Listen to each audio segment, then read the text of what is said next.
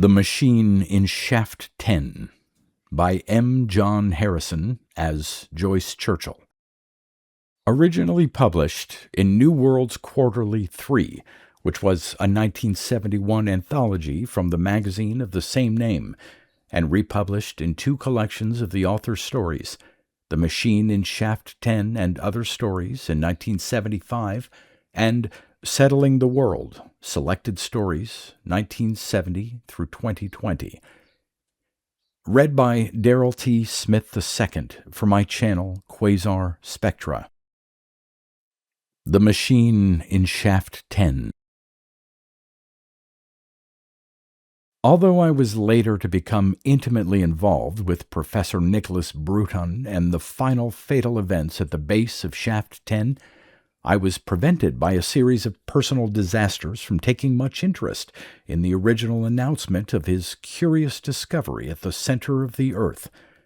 A copy of National Geographic containing the professor's immaculate geological proof of the presence of an emotion converter buried at the core of our planet lay unread on my desk for a month, and I am ashamed to say the international scientific uproar precipitated in the early weeks of 1970 by the sinking of the B series of exploratory shafts passed me by.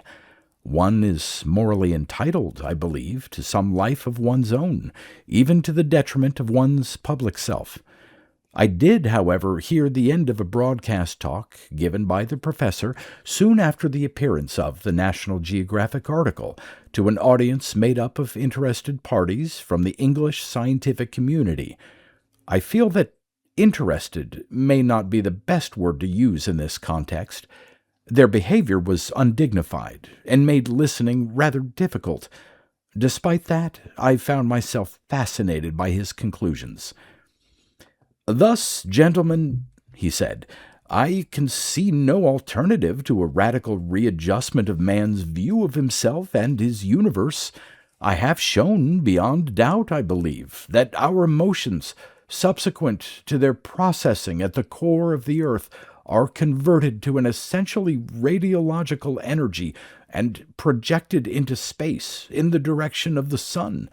We have no descriptive systems capable of dealing with whatever changes they effect there. We must, however, as my recently published work shows, view this as an artificial process, and, more important, a process of very long standing indeed. Gentlemen, we have no option but to assume that the joys and miseries of man are fuel for some gigantic cosmic machine, that since our evolution as an emotion-bearing species, we have been used, that our most public triumphs and our most sordid personal tragedies may be the oil that runs the galactic bakery van. How does it feel, gentlemen, to be a resource?" My resignation from the cabinet had only recently come into effect. Finding it difficult to shake off old habits, I wondered how my ex-colleagues would react to the news. Fairbairn took the government to the country and was promptly thrown out on his ear. Beyond that, I was unconcerned by the machine at the center of the earth until I received, in the July of that year, a visit from the professor himself. By then, of course, his work had been verified and his credibility as an investigator completely restored. Social and religious hysteria was at a peak. 50 new administrations and 100 novel creeds had sprung up during the week following Shaft 10's attainment of Machine Zero. Perhaps the most amazing feature of this whole affair was the speed at which a successful shaft was sunk. The few rational observers who remained in the world were left to reflect cynically that, even when convinced of the true purpose of his ideological conflicts, emotional sumps, in the growing terminology of the machine, man could find no more original method of expressing himself than to multiply them. Several small wars, dormant for some time, rampaged over Southeast Asia and the Middle East with refreshed ferocity. I feared privately that the emotion converter would suffer an overload of faith and patriotism, triggering some immense metaphysical catastrophe as its capacitors exhausted themselves into the surrounding magma. A change had come about in the professor's attitude to his discovery. He was no longer interested in pure science, he explained as I ushered him into the study of my summer home at Lim, but in something he called action. I remember very few of the impressions I received at that first meeting. They are obscured by later images of him, clothed and equipped for his descent of Shaft 10. I can recall being almost repelled by his physiology. He was a peculiarly small man with an immense, sad head. I believe that earlier in his career he had written a paper which offered new light on the physical characteristics of Darwin, Da Vinci, and Socrates. All three were, it seems, less than 5 feet tall. And his features were bird-like to an exaggerated degree, too well defined for the comfort of his friends and a gift to his enemies. "Frankly," he said, "I've come to you for finance." I found this surprising. I had imagined that in his present commanding situation he would have access to considerable finances as soon as he decided on a line of research he felt worthwhile. "There are," he told me, "more important things than research." He looked down at his tiny blunt hands for a moment. "We didn't deserve this, Lutkin," he said. "Any of us." He seemed to be uncomfortable with the sentiment. "There is a way to stop it, though, you know," he went on, quite defiantly. "I'm sure you don't like living with that thing down there any more than I do." He was making a transition common in that decade, the fumbling shift from concern for abstracts to a more active involvement with the results of his work. When he refused to tell me the nature of the scheme he wished me to support, I politely but firmly refused to commit myself. But the vanity of the failed public figure, the half-conscious realization that if I helped him, I would retrieve my position as a substantial contributor to the mainstream of events, weakened by my rejection severely. 2 days later, he called again, and left with my promise of limited support, ceiling to be decided by myself, in exchange for an assurance that I would accompany him on any expedition to the center of the earth. At the end of July, my personal affairs adjusted themselves most equably, and my time being once more my own, I studied the news media daily. The professor had dropped sharply out of the public gaze, and I learned very little of him beyond that he had shut himself away somewhere in Cumberland, and refused to make comment even on the wealth of material being generated by the investigatory teams at the base of Shaft 10. Extant newsreel films of his retreat in Honister Pass show a square stone cottage set among somber, desolate hills. Most of the news through August and the beginning of September was of a steady social and moral adjustment, which can perhaps best be expressed in the decline of the authoritative religions. A complex front of Druidic and Neo-Mayan cults swept out of centers as widely dissimilar as Peach Valley, California, and St. Anne's, Lancashire. All had basically apocalyptic premises and a solar orientation. But the religion of the decade began in Chile, when a minor nihilist and political agitator named Cornelius persuaded 2,000 people to drown themselves in the Pacific Ocean. The Roman Catholic Church was the major casualty of this period. Cornelius's queer religion of despair spread rapidly across Latin America, and, later, the world. Pope Pius declared him the Antichrist and was assassinated by a sensible Bolivian while blessing a crowd in Lima, Peru. Massive, silent mobs gathered to hear Cornelius and his disciple announce that since man was incapable of independent action and decision-making, all that was left to him was to choose the manner of his own death as unemotionally as possible, thus depriving the machine of its raw materials. As I have said, I saw nothing of the professor, but in October he began to draw regularly on the Lloyd's account I had opened in his name, and he continued to make his presence felt in this manner until late December. I received one letter from him, hastily written in a somewhat stilted tone. He was worried, he informed me, that local hysteria would prematurely end his preparations. Bands of armed agricultural workers were active in the area of Keswick, destroying machinery and isolated houses.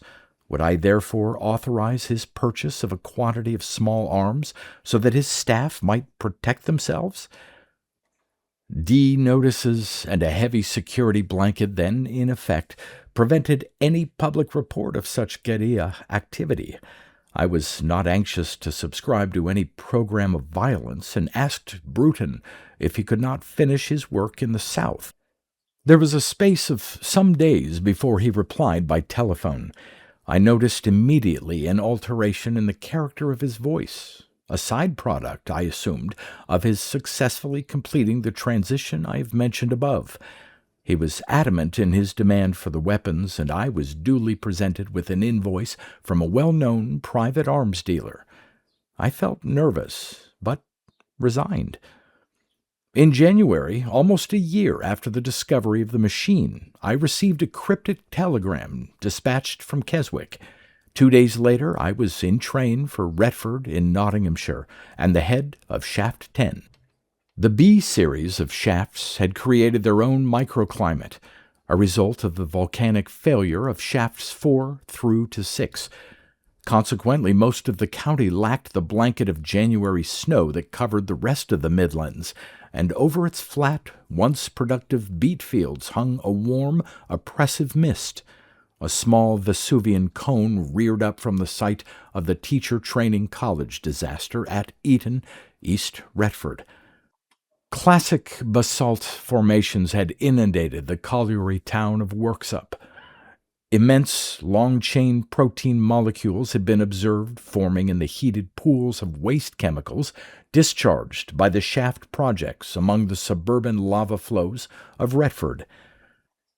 Bruton telephoned soon after I had booked into my hotel. He limited himself to rather brusque directions for finding Shaft 10 and instructions as to the type of clothing I should wear. When I pressed him for further information, he resorted to obscurity. That was at approximately 10 o'clock in the evening. It seemed rather strange to me that we were to begin the descent almost at once. I ate a light meal, and to quell my growing nervousness about the coming incredible journey into the underworld, decided to walk to the head of the shaft. Faint volcanic flares lit the Ordsall road as I went, and through breaks in the mist I could see electrical will-o'-the-wisps dancing round the summit of the Eton cone. The service buildings for the shaft were located on the corpse of Ordsall Wood. A few remaining bitter trees were outlined against the massive precast concrete sheds that housed the shaft refrigeration turbines. In the darkness, the ground vibrated palpably. Subsonics from the deeper levels of the shaft itself trembled in my bones. I stood beyond the arc lights that surrounded the checkpoint gates, sweating in the heat of the nearest extractor outlet, amazed by man's ability to construct such enormous extensions of himself, despite the tyranny of his most basic psychological processes. Had we not been bred specifically as a power source for the emotion converter, what might we not have accomplished? 2 large Land Rovers drew up behind me and disgorged the professor and his staff. At our first meeting, the watery-eyed scientist in Bruton's skull had been retreating under pressure from other elements of the man's personality. Now he had vanished completely, and the tiny figure standing before me, dressed in a closely fitting black overall, was composed, self-assured, and powerful. The disproportion of his big avian head no longer invited caricature. It was still desperately ugly, but a tremendous change had occurred behind his eyes. He was carrying a light shoulder pack, across which was strapped one of the machine pistols he had ordered in December. I was dismayed. "Look here, Bruton," I said. "You don't need that thing." A glance at the dozen or so men who lounged on the vehicles behind him confirmed that they were similarly armed.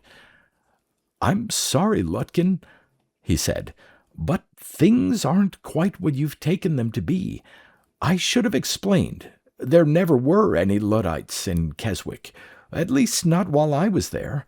I'm sorry, it was an unpardonable deception." Here he shook his head apologetically, and I noticed that he was in need of a barber. "But the only chance I had to get the stuff. No grants committee would have considered it. That's why I had to have you." "You must do it without me from now on, Professor," I said. I was sick with anger. I turned my back on him and made to walk off in the direction of the town. He put a surprisingly powerful hand on my arm. "I can't allow you to do that. Look, Lutkin, I told you that there was a way to stop the thing, and there is. But did you seriously expect that I would be permitted to just go down and turn it off?" Abruptly, I realized that he was correct. Millions of man-hours of international cooperation had gone into the sinking of the shafts. More important, the shaft projects were the sole still center in a political chaos. Without them, the tenuous unity achieved for the first time ever by the major powers would evaporate. Sensing an advantage, he went on. "And we deserve this chance, Lutkin. We deserve the opportunity to make our first gesture of independence since the Pliocene, to become self-determining at least as far as the limits that were originally built into us. Cornelius is right. That thing down there is bloody insufferable. We can't let it go on leaching." A curious pause. Then, "Whatever the repercussions?" It was that peculiar choice of expression, with its Miltonic implications of cosmic rebellion, that convinced me then, and which haunts me now. Bruton looked across at the head of Shaft 10, and when he spoke again there was such a wealth of bitterness and despair in his voice that I hated to imagine what sort of dreams he had lived with since his discovery of the nature of the machine. However accidentally, he had impelled the human race to confront its own clown-like glorification of its metaphysical inferiority, and I think he felt the resultant terrifying sense of impotent rage more than anybody. "With any luck," he said, "when we have finished here, man will have no place or purpose at all. We've lived too long with them. We deserve the dignity of pointlessness." You will have seen the videotapes of our assault on the main gates, made automatically by the closed-circuit security system and retrieved later, at great personal risk, by Colonel C.R.S. Marsden of the Sherwood Foresters. Nothing would be accomplished by my adding to that record, although I would like to say that the so-called atrocities Thompson and Frost claimed to have detected on the poor-quality tapes from Camera 5 simply did not take place. This is a deliberate slur on the professor's memory. We lost 5 men, not 2, as Frost has suggested recently, and left the remaining 10 to hold the head of the shaft open for our retreat. "The odd thing," Bruton said, as he operated the mechanisms of the elevator and the pressure doors of the cage sealed themselves behind us, "is that I could have got in quite easily on my own. I'm well respected here, you see, but they wouldn't have let this in without an inspection." He had brought with him a heavy wooden crate, some 3 feet long by 2 square, and now tapped it significantly. "I could have got in quite easily without it." There was a tone of irony in his voice which repelled me, even though it did not stem from any callous trait of his. I stared at his parrot-like, powder-burned face for some seconds, and he looked away. The descent was uneventful, and apart from Bruton's terse advice on the proper use of the various instruments of personal comfort installed in the lift cage, carried out in silence, if the vast humming and hissing of the shaft refrigeration can be termed silence. The atmosphere of the cage rapidly became hot and stifling. I found myself swallowing almost constantly to relieve the unpleasant sensation in my ears. None of the awe I had previously felt toward Shaft 10 survived that journey. I don't know what I had expected. Echoing fallopian tunnels, recalling to my genetic memory the similar pre-womb excursion, perhaps, or simply some sight of the magma that boiled and roared around the shaft. Some sense, anyway, that this was a forbidding Plutonian descent, carried out at great and immediately visible risk. The reason for the professor's peculiar timing of the raid became apparent when we reached the complex of interconnecting vaults and passages that honeycombed the magma around the emotion converter, and found them deserted. Machine Zero was a high cathedral vault, its organic plastic walls constructed to resonate in sympathy with the shifting phases of the machine's cycle. Into this shivering, gently lit space we lugged Bruton's box. I had planned at this point in the narrative to introduce some illustrations of the more salient and enigmatic portions of the machine, but I find I am unable to obtain copyright. Most of you will have to hand, however, at least one of the many colorful diagrams of the mapped areas that have appeared in the Sunday supplements. I find the Sunday Times photographic essay the most comprehensive and accurate of these. From Machine Zero, the professor and I moved to the area usually labeled induction chamber. Frost persists in using the obsolete Plattner notation primary capacitor. The area was later proved, of course, not to be a capacitor of any kind. By leaving it through subsidiary fornaces 6 and 7, we avoided the little understood lobes of material that choked the main archway. Achieving access point 3, we dragged our burden into the major staging vault which surrounded the heart of the machine, to find oneself standing at a mere 80 feet, a higher figure may be given in some diagrams, from the exact geometrical center of the earth, is an exhilarating experience. The soft, fluctuating light that filled the vault lent the organic surfaces of the machine a delicate pastel tint, and reflected dully from the huge grape-like extrusions that had made their appearance on its walls after the sinking of Shaft 10, so that the whole thing resembled a giant alien fruit, ripe but marred by parasitic organisms. In operation, the converter generated a constant modal chord. For a moment I stood exultant yet tranquilized, feeling for the first time the mystical thrill I had expected of my journey. But Bruton was inured to the effects of the machine.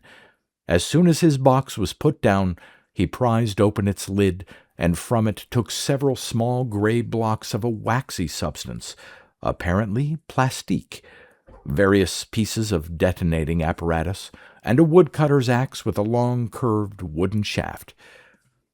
"You can do nothing here, Lutkin," he told me. "You might be more useful up on the surface."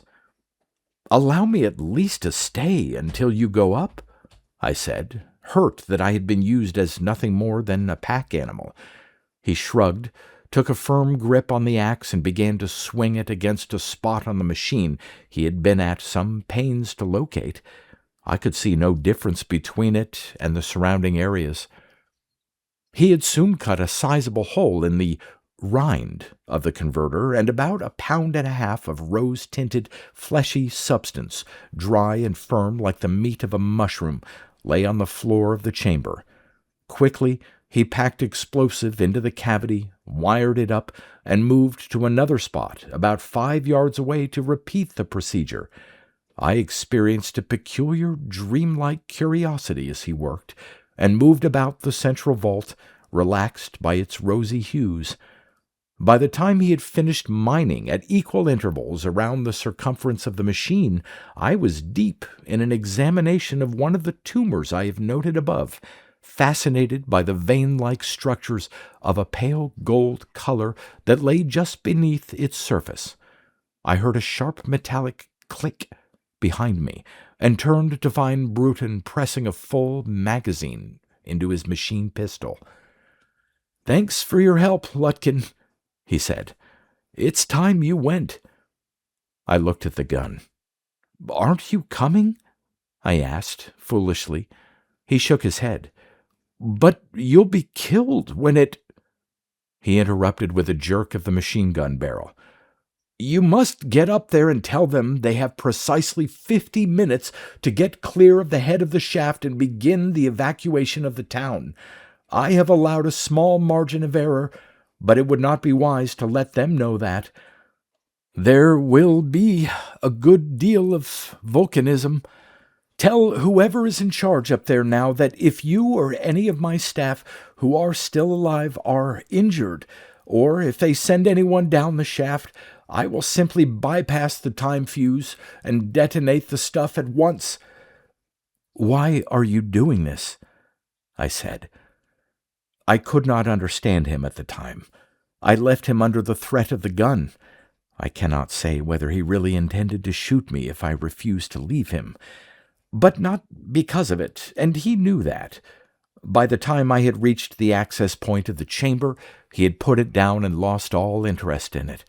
"Professor," I called, "don't be silly." He pretended not to hear. My last glimpse of him was as a tiny, madly whirling figure swinging the axe again and again into the flesh of the emotion converter. His long white hair was damp with sweat, and on his pitiful, ugly face was an expression of what I can only describe as methodical ferocity.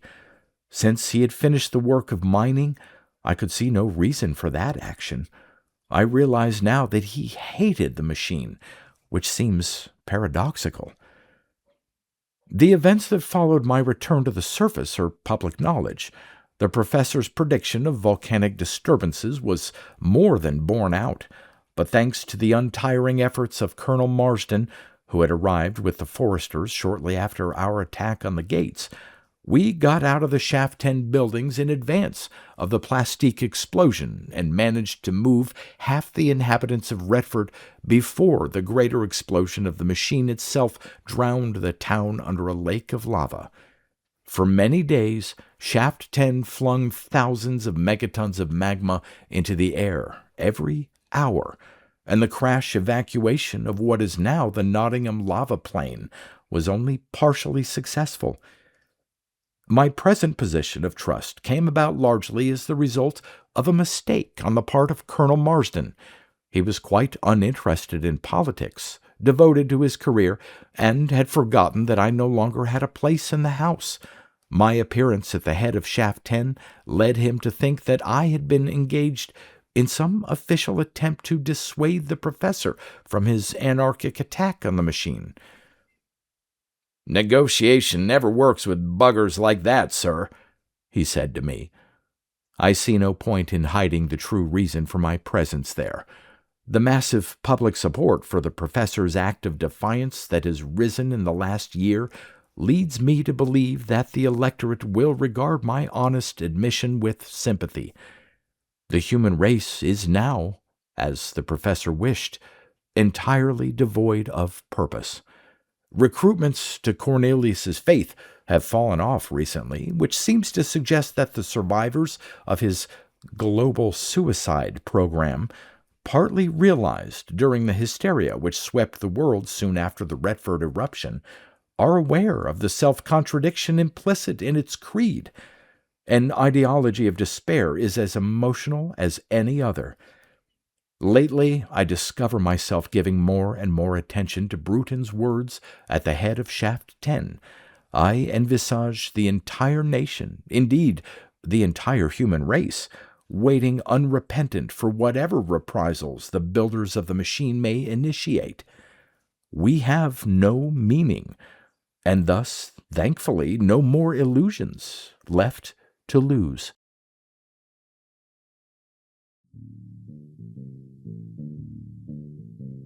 You've been listening to pre-1990s speculative fiction readings with a highlight on science fiction by Darrell T. Smith II.